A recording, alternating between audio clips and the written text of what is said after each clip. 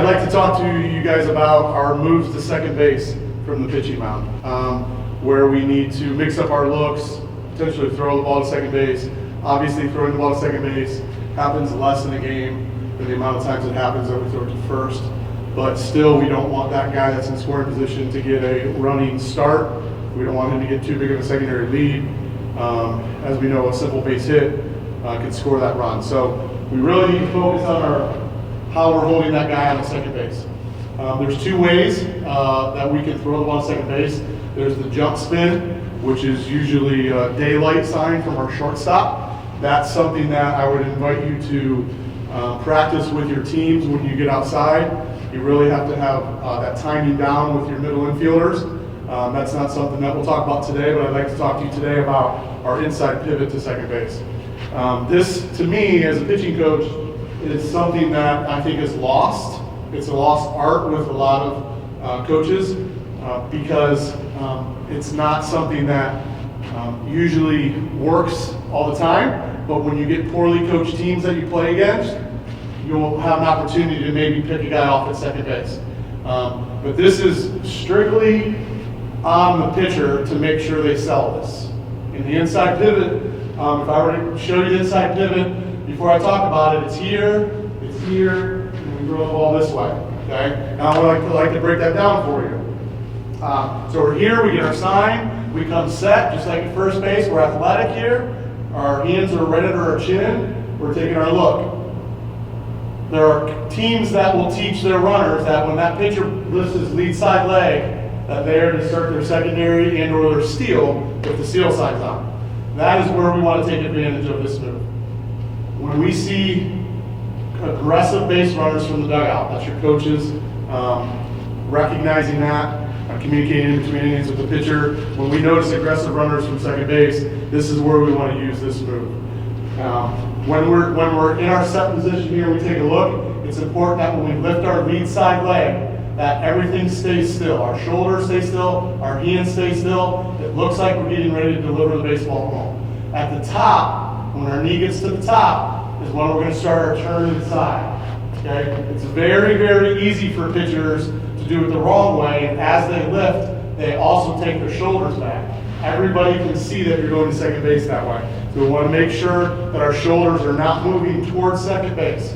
So as we come set, we pick our leg up. Nobody knows where I'm going yet. Nobody knows where I'm going yet. On the way down is where I start my turn inside.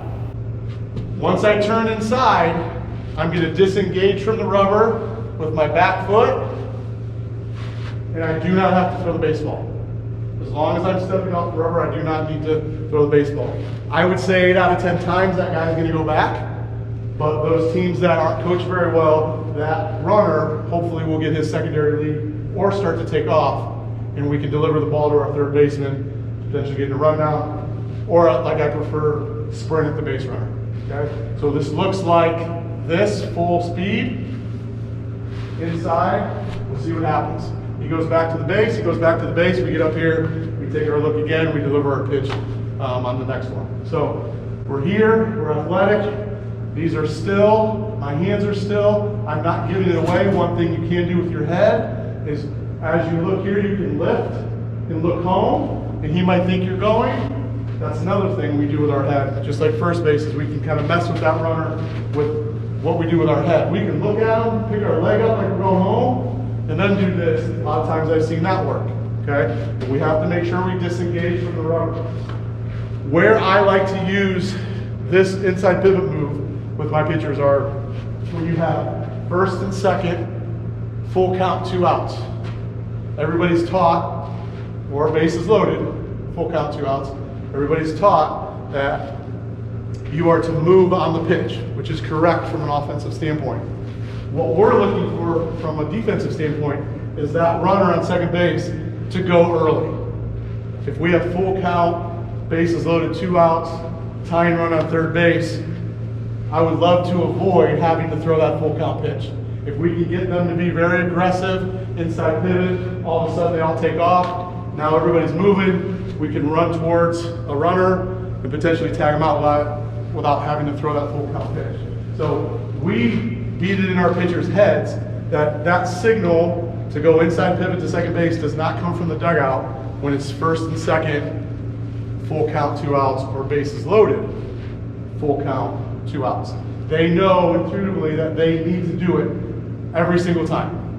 And when they learn that they can pick runners off, they'll start to do it more and more and more. Again, we have the opportunity to control the run game from the mound. And we can do as many inside pivots as we want, as many jump spins as we want, as long as they know that we know they're there, okay? And what we have to make sure is that it doesn't affect what we're doing here, because ultimately the number one job for us as pitchers is to get that guy out that's holding the bat.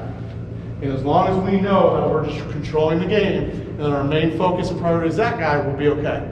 So when we lift our leg to go to second base and we step off, we're going to step off and assess the situation.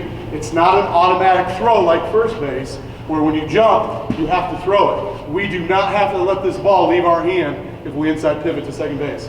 So if we're here, we're going up, we're turning inside, we see what's going on, and we gather ourselves and figure out what we need to do. It's important that we don't lose control and that we don't panic in these situations, especially with a guy in third base. Okay? We have to make sure that once we inside pivot and step off, that we see what's going on with the guy in third. Because our focus is probably going to be off of the guy at second now. It's going to be this guy. Another thing I want to mention too is if a pitcher feels like, as he picks his leg up to do his inside pivot, that he's going to fall forward, he needs to fall forward and deliver the baseball. Obviously, we can't fall forward and stop. That's a balk. Any type of movement this way towards our plate is going to produce a balk, which we obviously don't want. The second point is this. Make sure you do not pause at the top. If you pause at the top, it's going to be a balk. We have to make sure that it's one fluid movement this way with nothing breaking an imaginary line here going towards home. So we're straight up, inside pivot this way. So what I like to do then is have guys practice this in their bullpens as well. Every third pitch, I have them do their inside pivot to second base, and I watch them.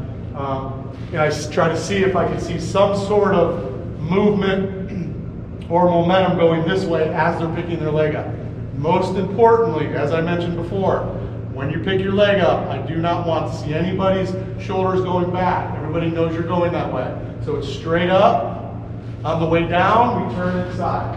Okay? So we can practice that in our bullpens. We can practice that at home. We can practice without a baseball. We can have a partner back there. We don't need a mound. You can practice, watch yourself in the mirror do it. That's probably the best thing you can do is watch yourself in the mirror and or have yourself videotaped doing this. These are things you can practice on a daily basis for 5 minutes that allows you to be better, that once you take the mound, you know what you're doing. These are practiced at the high school level, the college level, the pro level, all the time, because holding runners on is such a high value in the game of baseball.